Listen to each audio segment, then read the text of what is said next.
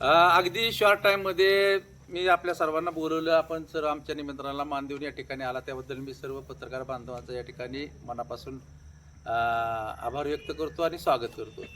खरं तर आज आपण एका आगळ्या वेगळ्या विषयावरती पत्रकार परिषद घेण्याचा निर्णय केलेला आहे. तुम्हाला सर्वांना माहिती आहे की महाराष्ट्राचे सुपुत्र छत्रपती शिवाजी महाराज यांनी 16व्या शतकामध्ये स्वराज्याची स्थापना केली आणि मराठी साम्राज्याचा विस्तार संपूर्ण देशभर नव्हे तर जगभर पसरवला. आणि त्याच धर्तीवरती पुण्यश्लोक राजमाता अहिल्यादेवी होळकर यांनी सुद्धा या मराठी साम्राज्याच्या विस्तारामध्ये वाढ करण्याचा प्रामाणिकपणे प्रयत्न केला. आणि त्यांनी इंदूरमध्ये काम करत असताना अतिशय सर्वसमावेशक काम केलं, अतिशय आदर्श असा राज्यकारभार केला. आणि त्यांचा हा राज्यकारभार संपूर्ण देशभर नाही तर जगभर त्यांच्या राज्यकारभाराची कीर्ती उमटली. तुम्हाला सर्वांना माहिती आहे की मध्यंतरी एक 4-5 दिवसापूर्वी पुण्यश्लोक राजमाता अहिल्यादेवी होळकर यांनी वाराणसीमध्ये एक मणिकर्णिका घाट बांधला होता. आणि त्या घाटाला जर आपण बघितलं तर 4000 वर्षापूर्वीची परंपरा आहे. 1771 साली हा घाट बांधला. आणि हा घाट उद्ध्वस्त करण्याचं पाप या देशाचे पंतप्रधान नरेंद्र मोदी यांच्या सरकारने केलं.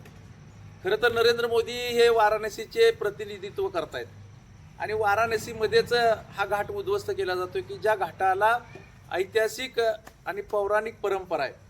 आणि ही परंपरा पुसण्याचं काम म्हणजे पुण्यश्लोक राजमाता अहिल्यादेवी होळकर यांचं काम पुसण्याचं काम या उत्तर प्रदेशच्या सरकारने केलेले त्या गोष्टीचा मी सर्वप्रथम निषेध व्यक्त करतो. तुम्हाला सर्वांना माहिती आहे की हा जो वाराणसीचा जो घाट आहे मणिकर्णिका घाट, या घाटाला एक ऐतिहासिक पार्श्वभूमी आहे. भगवान विष्णू यांचा मणी या ठिकाणी पडला होता अशी कथा सांगितली जाते. आणि त्याचबरोबर या नावानंच या घाटाची निर्मिती पुण्यश्लोक राजमाता अहिल्यादेवी होळकर यांनी केली. हे करत असताना या घाटावरती गंगा नदीची प्रतिकृती या ठिकाणी त्यांनी आखली होती. त्याचबरोबर भगवान श्रीकृष्ण यांनी आपल्या सुदर्शन चक्राद्वारे चक्र पुष्पकर्णी कुंड या ठिकाणी निर्माण केला होता. आणि हा कुंड त्याचबरोबर भगवान श्रीकृष्णाच्या भगवान श्री शंकराच्या मूर्ती त्याचबरोबर अहिल्यादेवींच्या मूर्ती या घाटामध्ये बसवण्यात आल्या होत्या. हा घाट बुलडोझरच्या माध्यमातून उद्ध्वस्त करत असताना या मूर्तींची सुद्धा तोडफोड करण्यात आलेली आहे असं आपण अनेक माध्यमाद्वारे आपण पाहिलं. आणि ही गोष्ट खरं तर हे सरकार एकीकडं हिंदू धर्माची लांगुल चालन करते आणि हिंदू धर्माचीच म्हणजे जी संस्कृती आहे ती संस्कृती पुसण्याचं काम या सरकारच्या माध्यमातून होते. आणि म्हणून या सरकारच्या विरोधामध्ये महाराष्ट्रातीलच नव्हे तर संपूर्ण भारतामधील सर्व समाजाच्या लोकांना सर्व समाजाच्या प्रतिनिधींनी याचा जाहीर निषेध केलेला आहे. तुम्हा सर्वांना माहीत आहे की पुण्यश्लोक राजमाता अहिल्यादेवी होळकर यांचं जर कार्य बघितलं तर त्यांची राज्यकारभार जर तुम्ही बघितला तर सुशासन आणि न्यायप्रिय कारभार त्यांचा होता. धार्मिक आणि सामाजिक कार्यामध्ये त्या अग्रेसर होत्या. महिलांसाठी त्यांनी आदर्श नेतृत्व उभा केलं. त्याचबरोबर त्यांच्या राज्यामध्ये शांतता आणि सुरक्षितता ही मोठ्या प्रमाणावरती त्यांनी निर्माण केली होती. आणि लोककल्याणकारी धोरणं त्यांनी आपल्या राज्यामध्ये राबवली. आणि असा आदर्श प्रशासन, धर्मावरती निष्ठा आणि लोकसेवेचे प्रतीक म्हणून पुण्यश्लोक अहिल्यादेवी होळकर यांच्याकडे पाहिलं जातं. आणि हे होत असताना वाराणसीमध्ये तुम्ही एकीकडं पुण्यश्लोक अहिल्या मातेची पुतळा उभा करण्याचं काम करता आणि दुसरीकडे तुम्ही त्यांनी बांधलेला जो ऐतिहासिक घाट आहे तो घाट पाडण्याचं पाप करता. हे पाप आपण कशासाठी करता? खरं तर ह्या ऐतिहासिक वारसा असणाऱ्या ज्या काही वस्तू आहेत त्या आपण जपल्या पाहिजेत. आणि ते जपण्याची आपल्या देशाची संस्कृती आहे. आणि ती संस्कृतीलाच कुठंतरी फाटा द्यायचा आणि समाजामध्ये तेढ, धर्माधर्मामध्ये तेढ, जातीमध्ये कशी भांडणं लागतील असाच हा प्रकार आहे असं म्हटलं तर वावगं ठरणार नाही. आणि म्हणून आज मला या ठिकाणी थोडंसं याच्या संदर्भामध्ये अनेक पक्षानं पत्रकार परिषदा घेतल्या.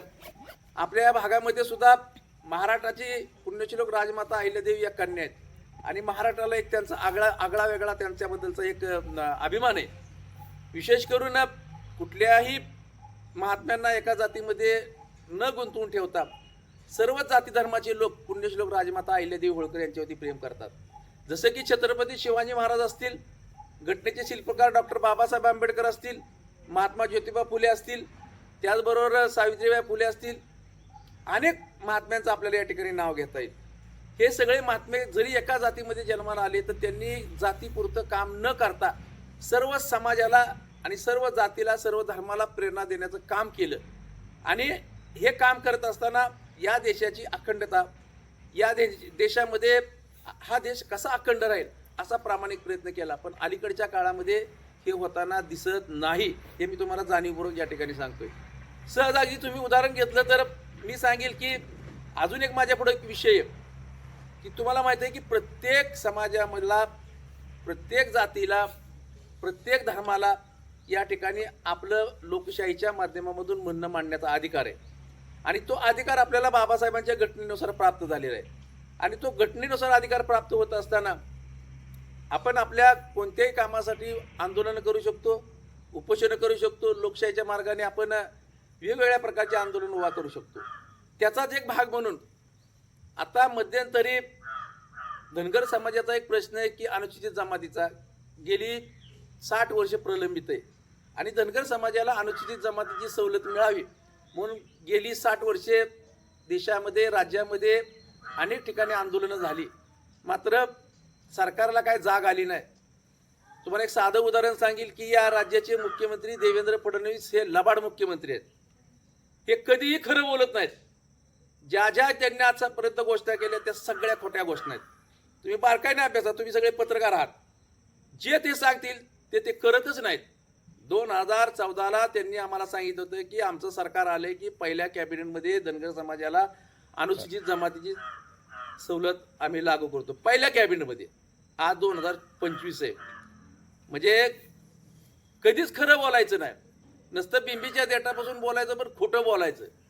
आणि सगळ्या समाजामध्ये, जाती जातीमध्ये, धर्माधर्मामध्ये तेढ निर्माण करायची. तुम्ही बारकाईने बघितलं तर तुम्हाला माहिती आहे की या राज्यामध्ये आज जे भारतीय जनता पक्षाचं सरकार आहे हे पूर्णतः जातीवादी सरकार आहे. आणि या सरकारनं पहिल्यांदा तर हिंदू मुस्लिमांच्या मध्ये फूट पाडली. त्याच्यानंतर बारकाईने बघा मराठा समाजामध्ये आणि ओबीसी समाजामध्ये फूट पाडली. त्याच्यानंतर तेवढ्यावरती थांबले नाही तर ओबीसी समाजामध्ये सुद्धा त्यांनी जाती जातीमध्ये फूट पाडण्याचं षडयंत्र रचलं आणि त्याला ते यशस्वी झालेले आहेत. तर मी तुमच्या माध्यमातून सामान्य जनतेला एकच सांगेल की बाबांनो, हे जे सरकार आहे हे जातीवादी सरकार आहे. ह्या सरकारवरती कुणी विश्वास ठेवला नाही पाहिजे.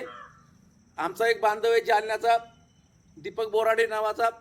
या बांधवानं जालन्यामध्ये उपोषण केलं आणि ते उपोषण त्याचं 14 दिवस चाललं.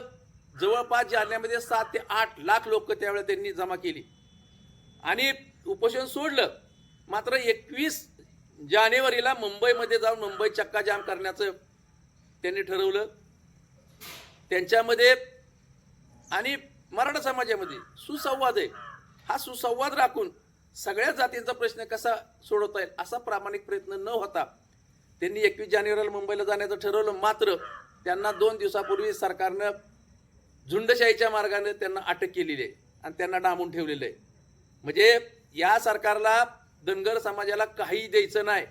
ज्या समाजानं जी भारतीय जनता पक्षाचं सरकार आणले या राज्यामध्ये, खरं तर मी धनगर समाजातील तमाम धनगर बांधवांना या तुमच्याद्वारे निवेदन करतो की बाबांनो, हे जे सरकार आहे ते फसवं सरकार आहे. या सरकारनं तुमच्यावरती अन्याय केलेला आहे आणि या सरकारला तुम्ही आणलेलं आहे निवडून, तर हेच सरकार उलटून टाकण्याचं काम आपल्याला भविष्यात करावं लागणार आहे. तरच कुठंतरी आपल्याला समाधान मिळणार आहे. जाती जातीमध्ये जातीची जनगणना करण्याचं ठरवलं, नसती घोषणा केली, परंतु त्याचा कार्यक्रम काय मोदी सरकार जाहीर करायला तयार नाहीये. म्हणजे फक्त फसवेगिरीच्या पलीकडं या सरकारनं अजिबात काही केलेलं नाही. तुम्हाला माहिती आहे आज महाराष्ट्रामधल्या सगळ्या निवडणुका, कुठलीही निवडणूक पारदर्शकपणे व्हायला तयार नाही.